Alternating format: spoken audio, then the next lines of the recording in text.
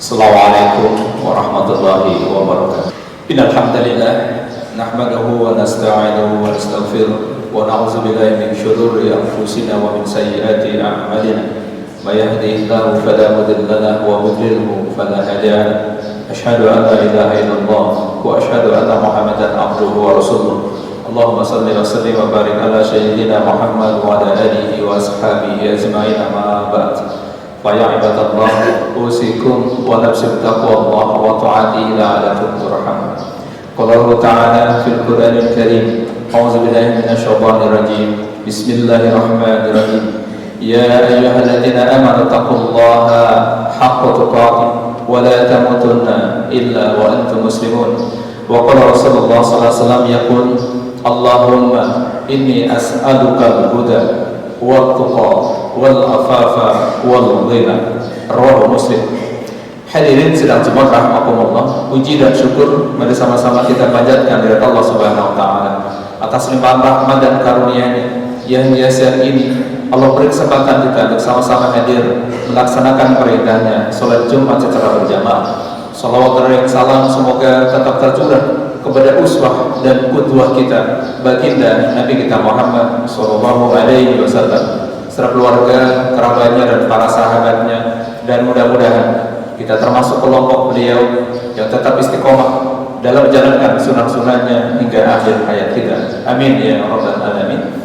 Hadirin sidang Jumat rahimakumullah, sebagai wasat takwa kita pada siang hari ini, mari sama-sama kita berusaha maksimal untuk menjalankan semua perintah Allah dan berusaha maksimal pula untuk menjauhi segala larangan Allah. Hadirin, tidak terasa kita sudah ada di awal tahun Hijriah 1446 Hijriah, dan ada amalan sunnah yang sangat dianjurkan di bulan Muharram, yaitu sahur pada tanggal 9 dan 9 Muharram, dan insya Allah jatuh pada hari Senin dan Selasa yang datang. Mudah-mudahan kita bisa melaksanakannya saum ini, karena ini setahun sekali di awal dan di bulan Muharram. Hadirin, dalam kehidupan kita seringkali mendengar istilah sugesti. Sugesti adalah proses psikologis untuk mempengaruhi orang lain, mengubah perilaku, cara pandang, dan tindakan seseorang. Maka ada dua bentuk sugesti. Yang pertama disebut dengan istilah autosugesti dan heterosugesti. Autosugesti adalah sugesti dari diri sendiri. Yang kedua adalah sugesti yang datang dari orang lain. Dalam Quran ada dua contoh ini yang diabadikan. Yang pertama kaitannya dengan autosugesti, sugesti dari diri sendiri, yang terjadi pada kisah Nabi Yakub alaihissalam yang diabadikan dalam surat Yusuf surat 12 ayat 84 hingga 86, dan terapinya diberikan oleh Allah di surat yang sama 96-nya. Fatawalla anhum qala ya asafa ala Yusuf wa qiyatat aynahu. Ketika putra-putranya datang berikan kabar duka bahwa Yusuf hilang dengan tanda bukti bajunya robek berlumuran darah, anaknya berkata pada ayahnya Nabi Yakub, ayahnya, Yusuf hilang diterkam serigala. Ini buktinya baju yang sobek dengan berlumur darah. Maka beliau berpaling dengan sedih.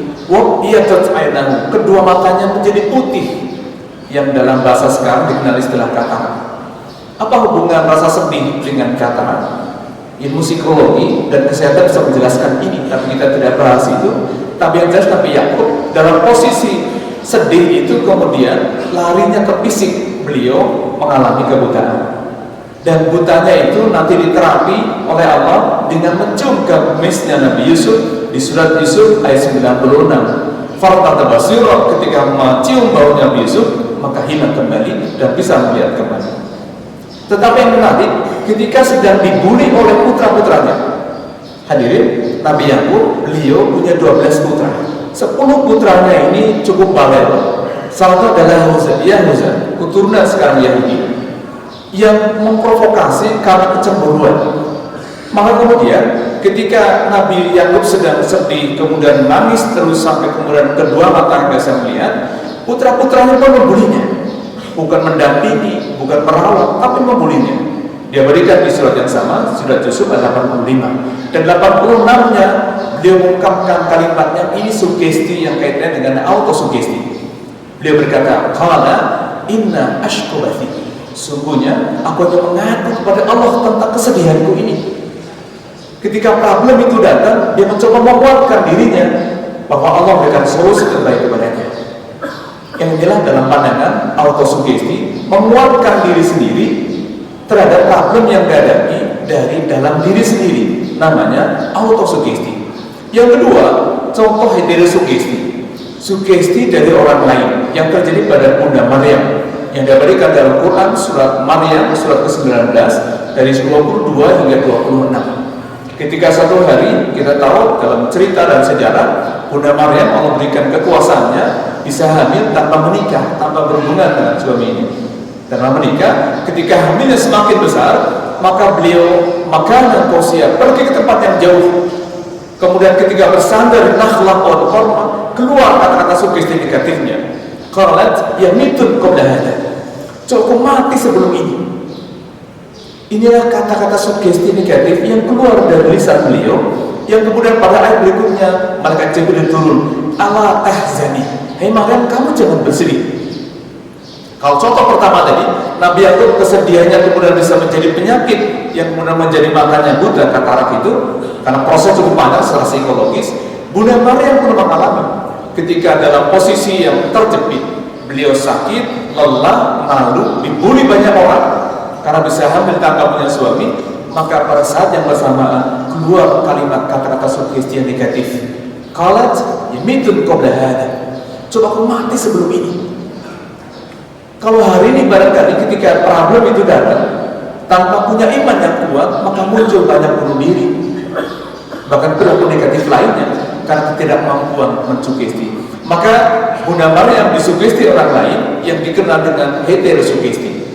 Jibril turun dengan memberikan kalimat-kalimat positif, ala tahzani, kamu jangan bersedih.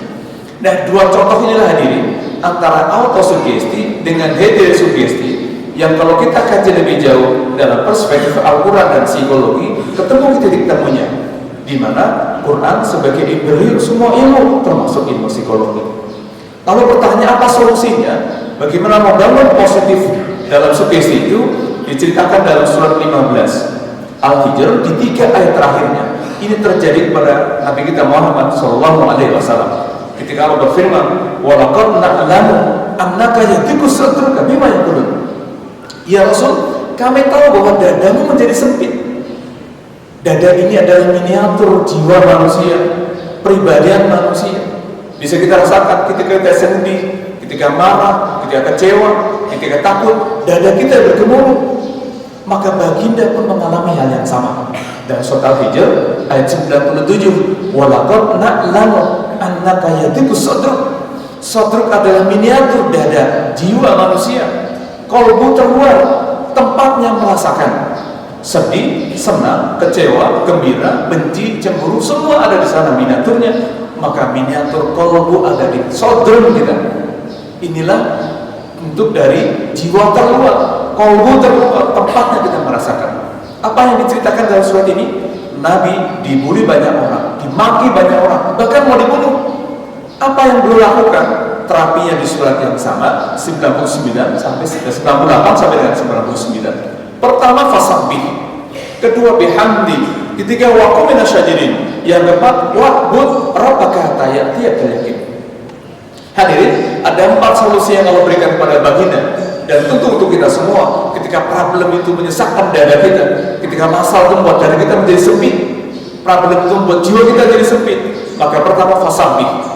Tasbih kaitannya tidak hanya dengan zikir, tetapi tasbih kaitannya di balik itu ada ilmu tentang tauhid, ilmu tentang bagaimana akidah kita kuat.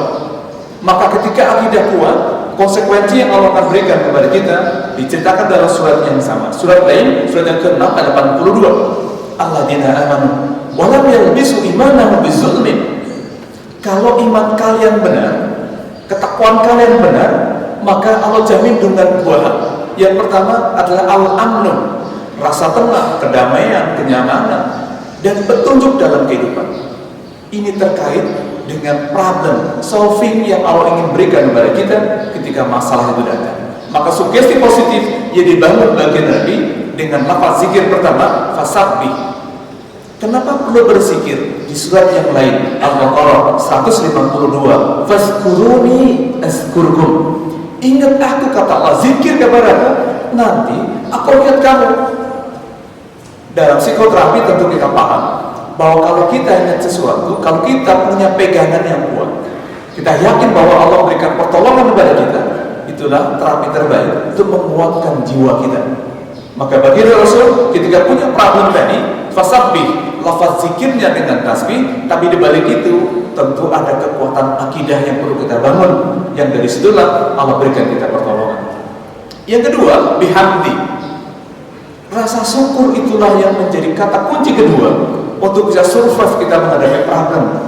Ketika dada kita sempit, sumpah, jiwanya jadi goyang, dan banyak problem lainnya, maka solusinya kedua adalah hadirkan kemampuan bersyukur. Lafaz zikirnya hamdalah, bihamdi itu lafaz zikirnya hamdalah, kaitannya dengan merubah mindset alam bawah sadar agar kita bisa bersyukur. Dan bersyukur ini penting hari ini, tetapi berat. Kenapa? Ternyata titik godaan iblis yang paling berat buat kita adalah cabutnya kemampuan bersyukur.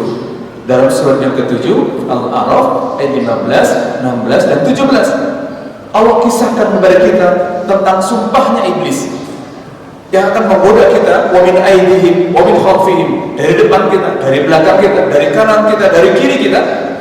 Maka iblis berikan informasi, wala tajidu aktsarahum syakirin, engkau akan dapati ya Allah mereka sedikit yang bersyukur. Kemampuan bersyukur itu sangat berat karena titik godaan iblis. Maka dalam surat lain ada sugesti untuk doa kita yang perlu dibaca oleh kita, terlebih setelah masuk fase sudah 40 tahun ke atas. Apa kaitannya doa ini dengan 40 tahun? Disebutkan pada surat yang sama. Surat 46 Al-Ahqaf ayat ke-15 disebutkan arba'ina syana, usia 40 tahun yang disunjurkan untuk kita berdoa, Rabbi auzi'ni an ashkura ni'mataka allati an'amta alayya wa ala walidayya wa an a'mala shalihan tardahu wa aslih li fi dzurriyyati. Ya Allah, berikan kami kemampuan untuk selalu bersyukur kepadamu atas nikmat yang memberikan kepadaku, kepada kedua orang tuaku. Berikan kesempatan kami beramal soleh dan berikan kebaikan kepada anak turunanku. Jadi terapi kedua, sugesti kedua yang positif yang bagi kita lakukan adalah bihamdi, lafaz zikirnya hamdalah, tetapi dibalik itu membangun kemampuan bersyukur. Dan tidak mudah itu karena menjadi titik godaan iblis. Maka Allah anjurkan kita untuk baca doa. Dalam surat Al-Ahqaf, surat ke-46 tadi, ayat ke-15, pada akhir surat itu ada doa yang perlu dibaca. Terlebih baik kita yang sudah fasenya di atas 40 tahun lewat, maka pada ayat ini disebutkan arba'ina syana, usia 40 tahun. Karena rahasianya semakin kita bertambah usia, fisik kita semakin kuat, jangan sampai jiwa kita juga semakin lemah. Yang ketiga, yang baginda lakukan, memberikan sugesti kepada beliau ketika menghadapi tekanan batin itu, wa qum minasyajidin. Beliau banyak bersujud, beribadah kepada Allah Subhanahu wa taala.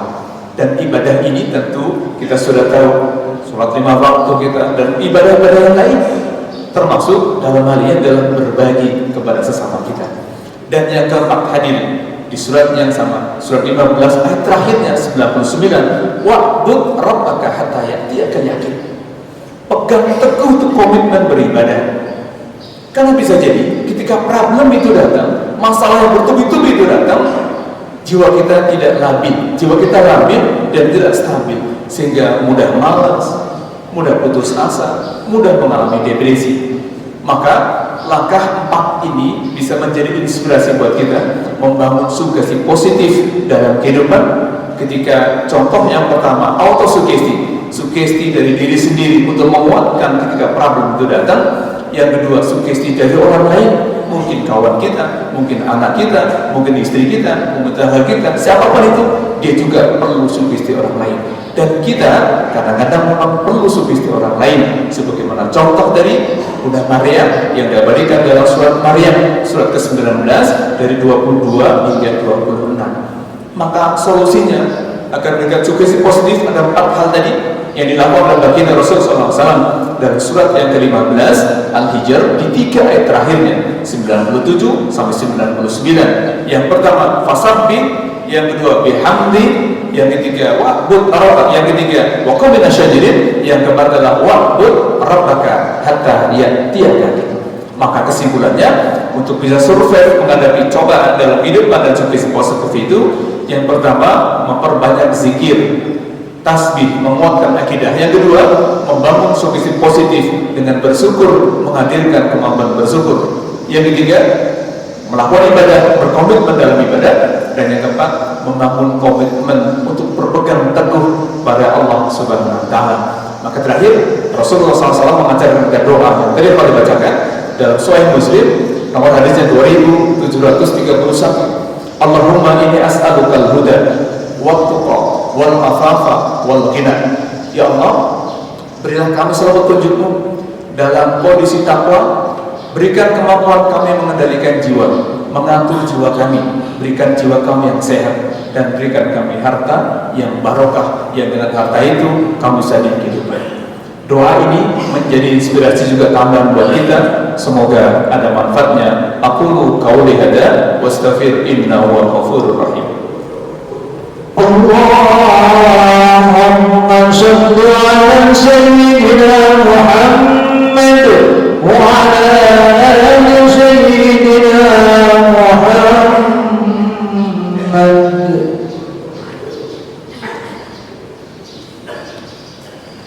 Alhamdulillah alladzi khalaqal mauta wal hayata liyabluwakum ayyukum ahsanu amala. Asyhadu an la ilaha illallah wa asyhadu anna Muhammadan abduhu wa rasuluh. Allahumma shalli wa sallim wa barik ala Muhammad wa ala alihi wa ashabihi ajma'in. Ma ba'd. Fa ya ibadallah, usikum wa nafsi bi taqwallah wa ta'atihi la'alakum turhamun. Hadirin sidang subhanallah. Di khutbah kita ini sama-sama kita mendengar dan mengharap Allah Subhanahu wa Ta'ala. Mudah-mudahan di sisa umur kita Allah akan berikan kita keberkahan, berkah usia kita, berkah rezeki kita, berkah ilmu kita, berkah tugas kita, sehingga mendatangkan kita kebahagiaan dunia dan akhirat. Kita doakan kalau ada hari ini di antara kita yang sedang sakit, semoga Allah segera angkat penyakitnya. Dan kalau ada hari sedang mengalami kegelisahan, gundah gulana, dan berbagai macam problem lainnya, semoga Allah akan berikan solusi terbaiknya, diberikan ketenangan jiwanya, dikuatkan batinnya, diberikan solusi dari problem yang dihadapi. Dan kita berdoa mudah-mudahan kita semua termasuk hamba Allah yang mampu membangun sugesti positif agar kita lebih bahagia dalam tuntunan iman dan Islam hingga akhir hayat kita. A'udzubillahi minasyaitonirrajim. Bismillahirrahmanirrahim. Innallaha wa sallallahu ala nabi ya ayyuhallazina sallu alaihi wa sallimu taslima. Allahumma ighfir lil muslimina wal muslimat wal mu'minina wal mu'minat al ahya'i minhum wal amwat innaka syami'un qaribun mujibud da'wat ya qadiyal hajat. Rabbana zalamna anfusana wa in lam taghfir lana wa tarhamna lanakunanna minal khasirin. Rabbi awzi'ni an ashkura ni'mataka allati an'amta alayya wa ala walidayya wa an a'mala salihan tardahu wa aslih li fi dhurriyyati. Allahumma inni as'aluka al-huda wat-tuqa wal-afafa wal-ghina. Rabbana atina min ladunka rahmah wa hayyi' lana min amrina rasyada. Rabbana atina fid dunya hasanah wa fil akhirati hasanah wa qina azabannar. Subhana rabbika rabbil izzati amma yasifun wa salamun alal mursalin walhamdulillahi rabbil alamin. Ibadallah, innallaha ya'muru bil 'adli wal ihsani wa ita'i dzil qurba wa yanha 'anil fahsya'i wal munkari wal baghi ya'idukum la'allakum tadhakkarun.